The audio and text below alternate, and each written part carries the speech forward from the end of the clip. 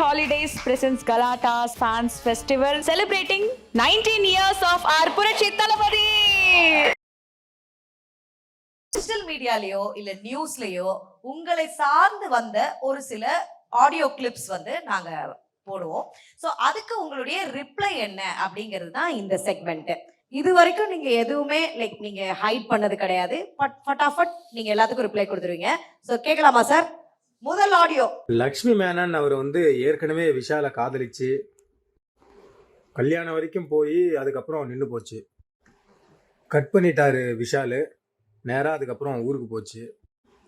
அப்புறம் ஊருக்கு போய் நடனப்பள்ளி வச்சிருந்தது. அதுக்கப்புறம் ஆள் குண்டாயிடுச்சு. ஆள் குண்டா இருக்கிறது பேசுகிற ஆள் தான். இவர் வந்து லக்ஷ்மணன் பற்றி பேசுறதுக்கு அருகதையே கிடையாது. முதல்ல வர்ற போகி அன்னைக்கு பழைய சாமானோட இவரும் சேர்த்து கொளுத்தணும்னு தான் என்னோட ஆசை. யார் வேணாலும் யாரை பற்றி வேணாலும் பேசலாம். ஆனால் ஒரு லைனுன்னு ஒன்று இருக்கு. உங்களுக்கும் குடும்பம் இருக்கு. உங்கள் ஒய்ஃபும் வந்து ஒரு பெண்மணி. உங்களுக்கு ஒரு பெண் குழந்தை இருக்கலாம், உங்கள் தங்கச்சி இருக்கலாம், அக்கா இருக்கலாம். நீங்கள் அதெல்லாம் விட்டுட்டு வந்து மற்ற பெண்கள் பற்றி பேசுறதுக்கு உங்களுக்கு அருகதே கிடையாது. அதான் சொல்கிறேன். பூமிக்கு பாரம், இதெல்லாம் பூமிக்கு பாரம். அதான் ஒரு ட்வீட் போட்டேன். எப்போவுமே வந்து ரிப்ளை கொடுக்கவே மாட்டேன். ரிப்ளை பண்ணுறது வந்து எனக்கு பிடிக்காது. ஆனால் ஒரு பெண்ணு சம்மந்தப்பட்ட ஒரு விஷயம் அப்படின்னு சொல்லும்போது எனக்கு ரொம்ப தர்ம சங்கடமாக இருக்குது. ஒரு ஃப்ரெண்ட்ஷிப்புக்குள்ளே விரிசல் வரும். அப்புறம் அது ஒரு பெண்மணி, அதுக்கப்புறம் தான் கதாநாயகி கதாநாயகி அவளோட ப்ரொஃபஷன். அவங்களோட பர்சனல் லைஃப் கெடுக்கிற மாதிரி வந்து இப்போ என்ன கேளுங்க, ஏதாவது என்ன இது பைத்தியகாரத்தனமாக வந்து காதலிச்சாரு, அதுக்கப்புறம் வந்து அவங்க போயிட்டு குண்டாயிட்டாங்க, அதுக்கப்புறம் இதெல்லாம் வந்து கற்பனை. வந்து வீட்டுக்குள்ளார உங்கள் செவுத்துக்குள்ளே இல்லை கண்ணாடியை பார்த்து பேசிக்கோங்க. அது இப்போ ஏதோ பிளாட்ஃபார்ம் இருக்குது அப்படின்னு சொல்லி பேசுறதுல வந்து பைத்தியகாரத்தனம். I don't want to. எனக்கு அறிவிருப்பாக இருக்குது சொல்கிறதுக்கே. கண்டிப்பா. அதுவும் சார் இவ்வளோ வருஷம் கழிச்சுமே அந்த பழசையே கிளறது அப்படின்னு சொல்லுவாங்கல்ல. விஷால்னா உடனே லக்ஷ்மி அவர்களுக்கு வந்து இணைத்து பேசுறது, இந்த மாதிரி like they are all doing the same shit அப்படின்னு தான் நினைக்கிறேன். அவருக்கு நானே சொல்லுவேன், நான் லவ் பண்றேன்னா அவர்கிட்ட. அவர் என்ன கடவுளை தாண்டி ஒரு மனிதரா? கடவுளுக்கு கிட்டே நான் வந்து அவரோட படைப்பு தான். நான் நல்ல அப்பா அம்மா கொடுத்துருக்காங்க. நான் வந்து எங்கள் அப்பா அம்மா கிட்டே எந்த ஒளிமறைவு இல்லாமல் நான் வந்து நடந்திருக்கேன். அவர்கிட்டே நான் சொல்லியிருப்பேன். என்கிட்ட ஒரு ஃபோன் அடிச்சுட்டு இந்த ஆடியோ கிளிப் இல்லை வீடியோ கிளிப் கொடுத்துருந்தாருன்னா ஓகே, அவரோட சுபாவம் அப்படிதான் நினைப்பேன். ஆனால் அவரே வந்து ஒரு கற்பனை உலகத்தில் வந்து வாழ்ந்துட்டு இருக்காருன்றது ஐ ஐ வேணாம். அந்த மாதிரி மனிதர்கள் வேணாம். அவங்கள பற்றி ஜாஸ்தி பேசுறது வேணாம். வேண்டாம். ஆமா, பின்ன அது வேற. ஓகே சார், இன்னொரு ஆடியோ இருக்கு. But I don't want to play that. So அதனால அதை நான் கேள்வியா கேட்டுடுறேன். பட் இருந்தாலுமே நம்ம அப்பாவே வந்து உங்ககிட்ட ஒரு முறை கேட்டிருக்கிறதாகவும், இந்த மாதிரி ஆர் யூ இன் லவ் அப்படிங்கிற மாதிரி அப்பா கேட்டதாக ஒரு சில விஷயங்களும் இருக்கே. See, I was in love.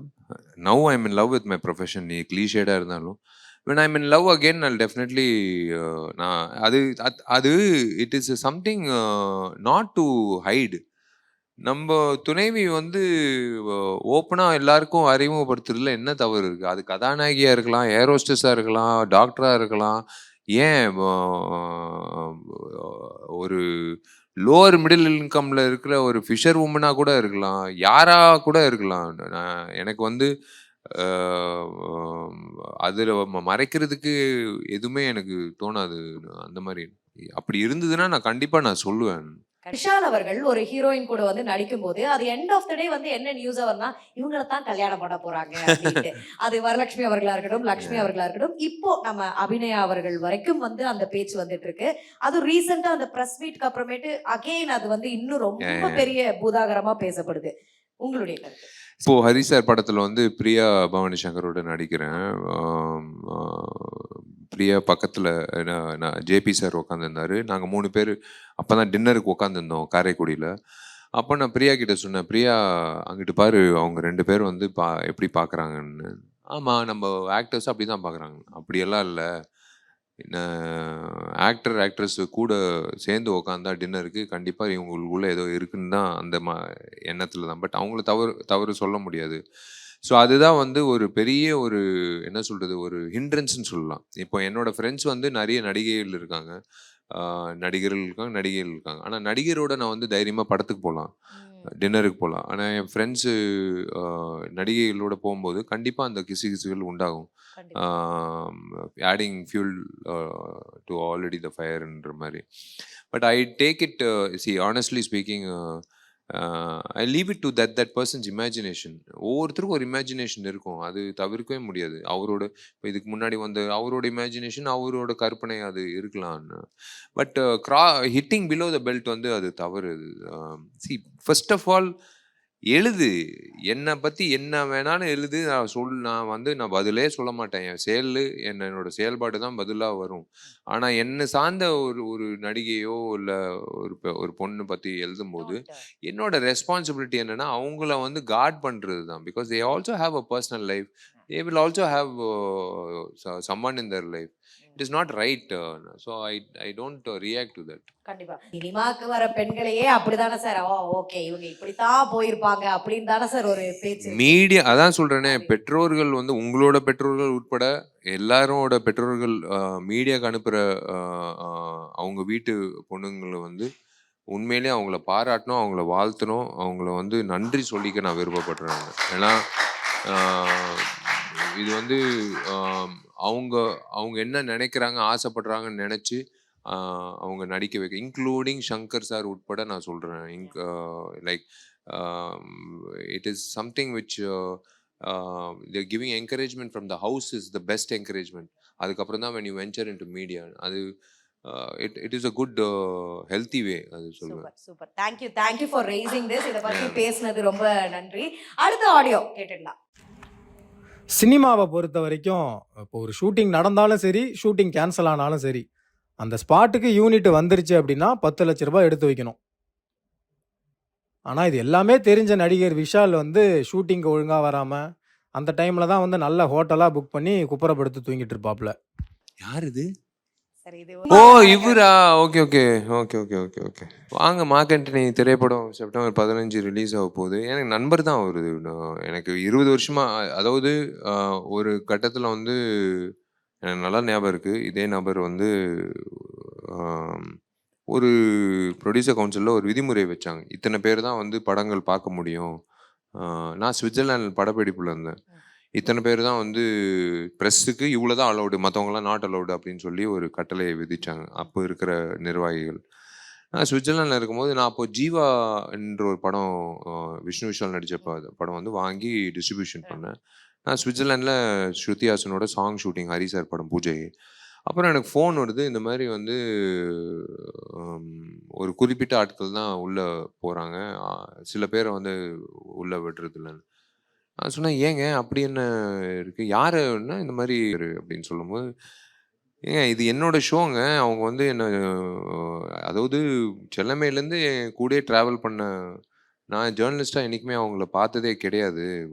நான் வந்து சீந்தம், ஏன்னா ஒரு புதுமுக நடிகர் உற்சாகப்படுத்தி அதுக்கப்புறம் வந்து அப்படியே அவங்களோட பயணம்ல அவங்களும் பயணிச்சு அவங்க உள்ள இது வந்து கண்டிப்பாக உள்ளே அனுப்பணும். அது இது என்னோட ஷோ, நான் யாரை வேணாலும் நான் உள்ளே அனுப்புவேன்.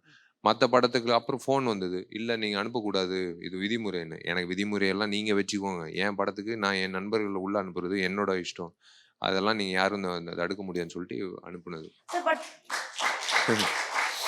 அப்படிப்பட்ட நெருங்கின நண்பரே தனக்கு ஒரு பிளாட்ஃபார்ம் கிடைச்சிருச்சுன்னோனே கவுந்தடிச்சு படுத்துருவாரு அப்படின்ற சொல்ற விஷயங்கள்லாம் நீங்க கண்டிக்கலையா? இல்லை, எனக்கு கவுந்தடிச்சு படுத்து பல நாட்கள் ஆகுது இப்போ ரீசெண்டாக. ஏன்னா யூஸ்வலாக தூங்குறதே 4-5 மணி நேரம் தான். But okay, it's nothing wrong hearing. இது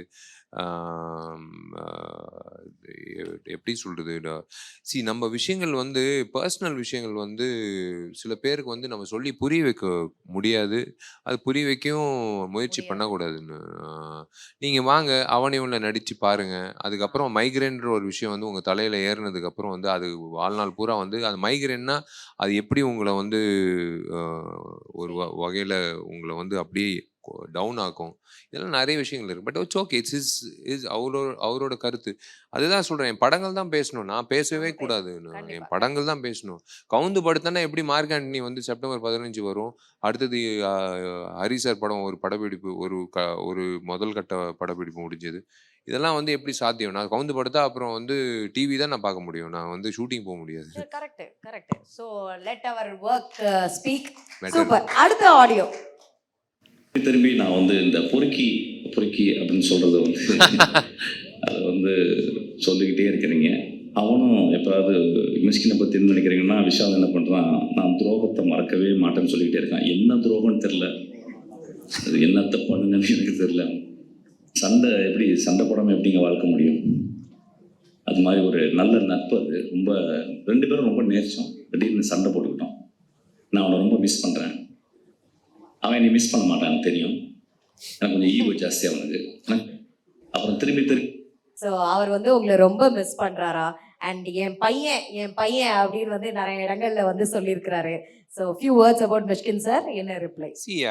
என்னோட லிஸ்ட்ல என் பட்டியல்ல சிறந்த இயக்குனர்கள் பட்டியல்ல என்னைக்குமே இடம் பெறுவாரு. இப்ப நடிகராகவும் நடிகர் வந்து அப்படி நடிச்சாதான் வந்து ஒரு நடிகர்கிட்ட இருந்து அந்த அவுட்புட் எடுத்து கொண்டு வர முடியும். துப்பறிவாளன்ல வந்து எல்லாரும் வியந்து பார்த்தது காரணம் வந்து அதுதான். அவர் வந்து விஷால வேற ஒரு கோணத்துல காட்டணும் அப்படின்னு சொல்லி தான் அது அந்த முயற்சி எடுத்து தான் எனக்கு ஒரு வேற பாடி லாங்குவேஜ் கொடுத்து ஒரு கம்ப்ளீட்லி டிஃப்ரெண்ட் விஷால பார்க்கக்கூடிய ஒரு வாய்ப்பு கொடுத்தாரு. And as a person I always respect மூத்த அண்ணன் மாதிரி. I always respect him everything. But definitely அதான் Thupparivaalan 2 I'm going to direct next year. ஒரு தத்து எடுத்துட்டேன். அனாதை குழந்தைய வந்து தத்தெடுத்து அது ஆக்சுவலாக it was not suppose to be my directorial debut, but I didn't want to abandon the child.